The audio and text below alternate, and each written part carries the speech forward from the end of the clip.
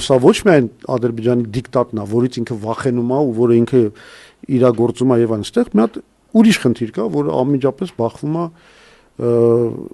այս Նիկոլի հոգեվիճակի հետ, դա բանն է, ընտրություններն են։ Ուրեմն Փաշինյանը առաջին անգամ գտնվում է այդ իշխանության գալուց ի վեր գտնվում է մի վիճակում, երբ որ ինքը ոչ կարող է մարդ հավաքի փողոց։ Իսկ ինքը արդեն չունի այն դեմոկրատական աջակցությունը։ Ինքը գիտի, որ ինքը չի կարող արդեն որևէ լուրջ բան